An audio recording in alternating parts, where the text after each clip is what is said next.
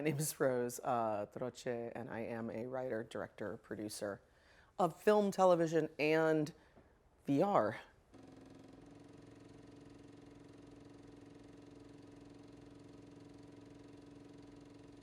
I went to film school at University of Illinois, and I had a teacher. He's a German man named Hans Schall, who was an experimental filmmaker, and most people don't know how big a second of 16 mil is, but it's about that big.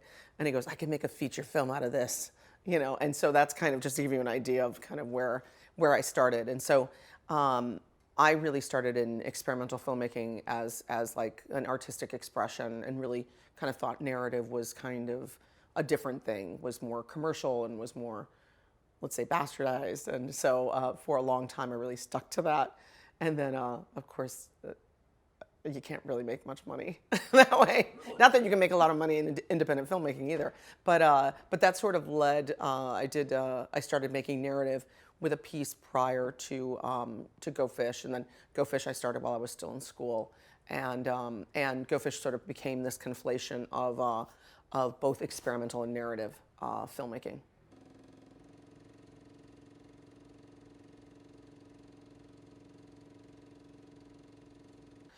There were definitely a number of films that had come before it.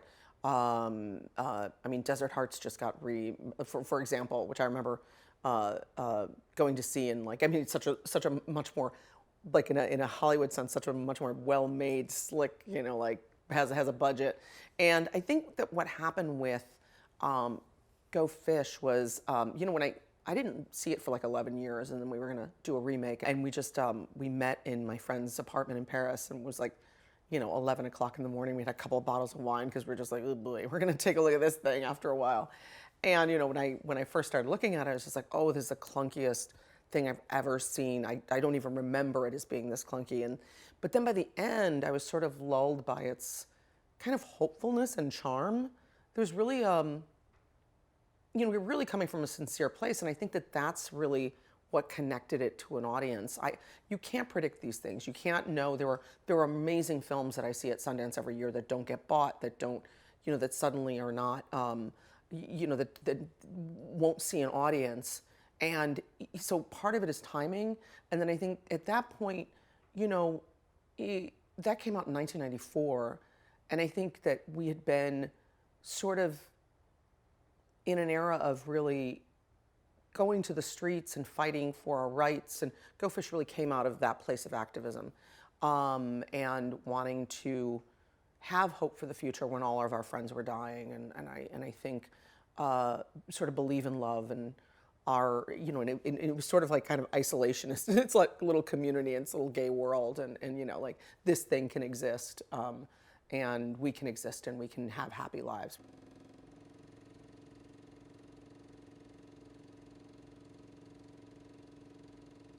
I think that every generation wants to think that the next one doesn't have the thing, the substance that the last one had. I think there's a lot of reasons why we were kind of a little bit able to do things in that kind of punk way, which was that it came out of a place of like, Stranger Than Paradise, or Robert Rodriguez's first movie, or like Go Fish is part of that lore.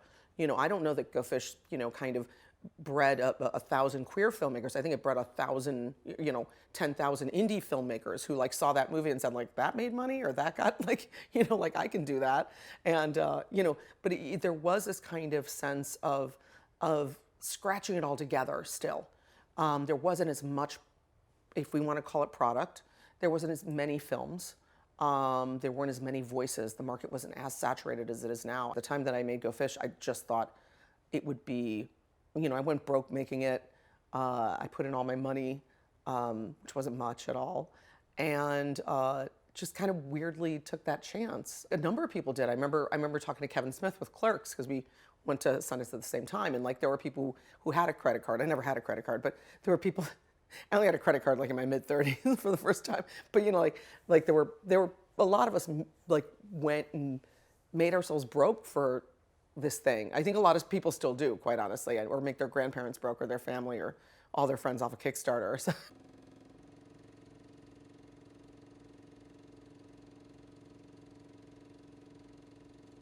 I really felt like I wanted to practice my craft more.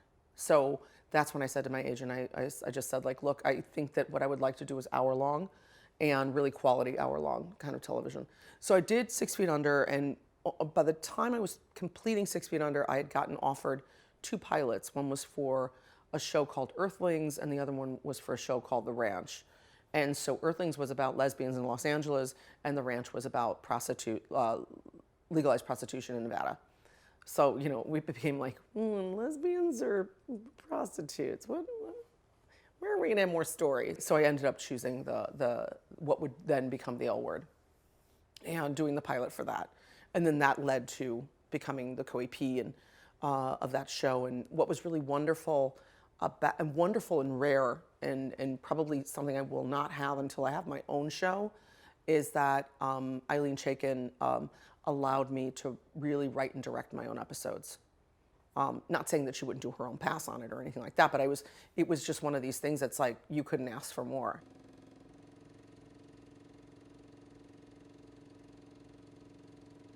I think it really opened up when we started having digital platforms. Yes, I think the groundwork was laid down, especially with HBO.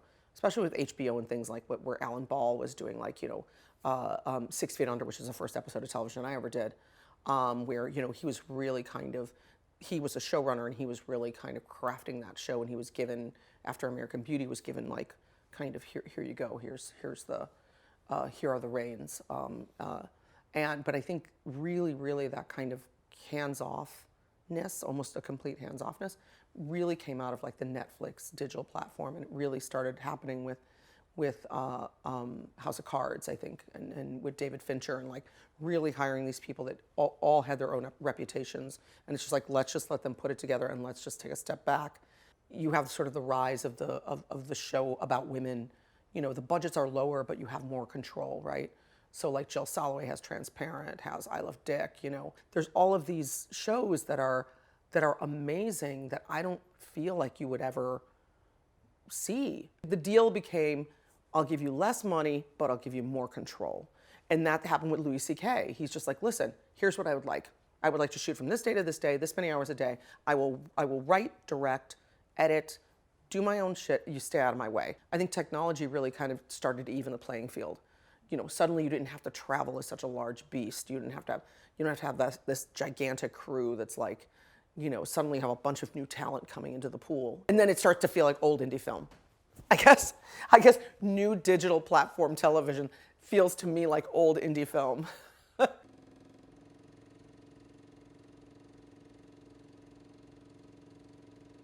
I also think that we're in like the golden age at this moment. And it's a super exciting moment, because I think a lot of people are making this work not for the money, because it's been very hard to monetize, but they're making it because they really feel compelled to make the work, and they really want to. It has become, film stopped being activism a while ago, for the most part. Everyone's trying to hit a trend because they're trying to legitimately trying to have a career. So this is really not monetized. So you're seeing like kind of like, who would we be if that part of it were stripped away? Who would we be if we'd be like, you know what, okay, I'll take that $5,000 in the equipment and the da-da-da, make myself a piece. And so you see a lot of kind of socially relevant pieces that are happening right now. That will change as soon as more structures of monetization show up. As in everything, you'll start to see the cream, meaning white men, rise to the top, of which they are already at the scale of people who make money in this right now. You already have those structures. But for the moment, there's this sort of utopian idea of like, oh, it is almost, it's men and women. It's we're equally gendered, and we're equally, we're diversified. Again, it's because there's not a lot of money in it. So once we get there, then we'll see who people give money to. But we have to hope and try with this that it's going to be this other thing, that it's going to be something where we don't once again lay down the structure of what was.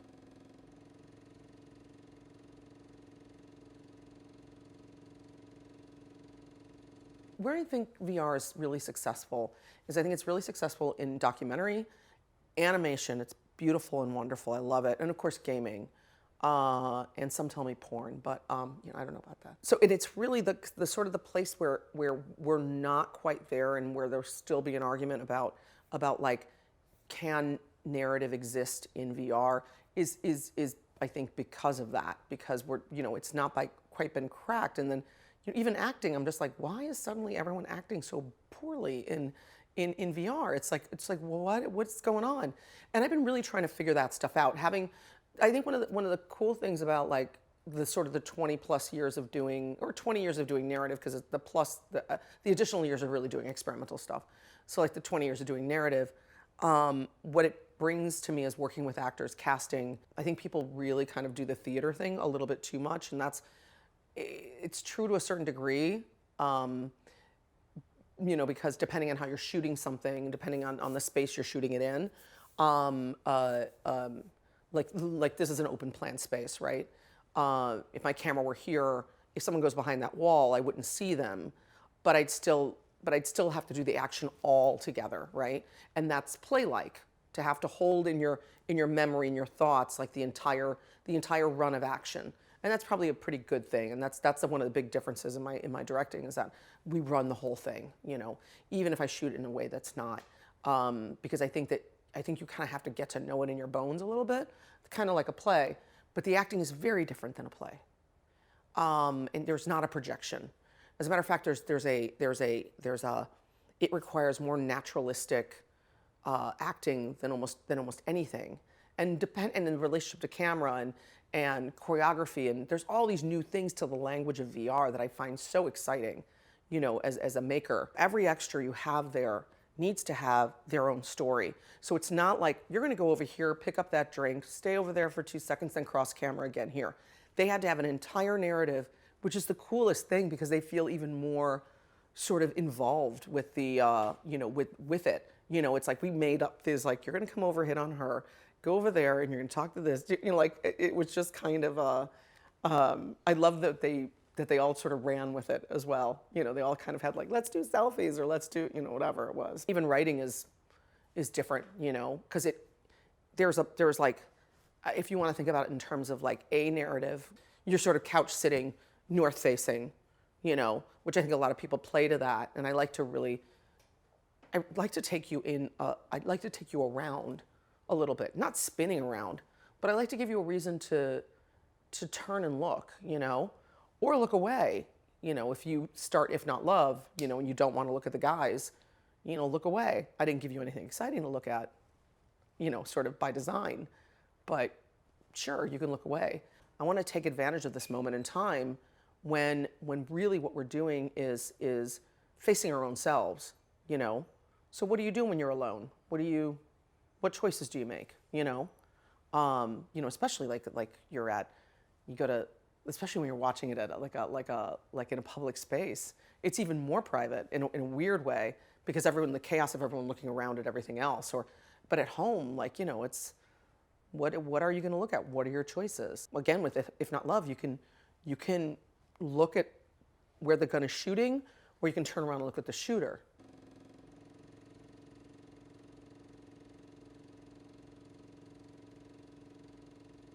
There are some things in particular, and it's not to say that those are more awful things, but there are some things in particular at moments when someone is lost in a reverie. When you're at Bataclan and you're like listening to your favorite heavy metal band, and these guys are just like, no one's gonna hear, when someone starts shooting it down, and you're just like in these kind of moments of like communion in a way with people, or you went to go see the fireworks, on Bastille Day, and you're just like having a good time and talking, and this fucking truck comes, or you're having your summer vacation on the Rambla, in Barcelona, and like this fucking truck comes down, or you're at an Ariana Grande concert, like crying over the last song, and it's so amazing, and then, and there's just something about these things taking place in moments when we allow ourselves as people to just sort of be a little in the dark, a little bit like kind of shoulder to shoulder and with each other, and like feel and believe that despite the fact that you're surrounded by strangers, there's a community there. And then you get to something like Pulse, which has all of those things. So I spoke to a forensic psychiatrist, and I said, listen, is this always a psychotic break? Is it always just like a or is the motivation different? And if the motivation is different, could potentially, I have this idea for this very kind of almost naive piece where there's a shooting at a club and we go to a sliding doors moment, and rather than that guy leaving the room in shame, the other guy sees something in him and pulls him back in, and then we see that these things, because of that act of sort of seeing him, and then, and when I was working with the actors, I'm like, this is the first time you're ever kissing a man in the daylight. I mean, it's a very specific thing where the curtains open and this daylight comes pouring in, right? I said, could this be a possibility? Could these things not happen? She said, yes, it is. But she said, also know that it could be exactly why he does it. It could actually motivate him even more, because faced with your own self, if you are that self-loathing gay man, like faced with your own self and like, oh my God, now my desires even more have a face and a name, so it was a very funny thing. So I said, you know what, I'm going to take answer A and I'm going to go with this piece, because with that particular piece, I just thought about this moment of like, imagine like if all these people just kind of rose up from the floor and like, blood went back into bodies and people were dancing again, and could we imagine that love can save us?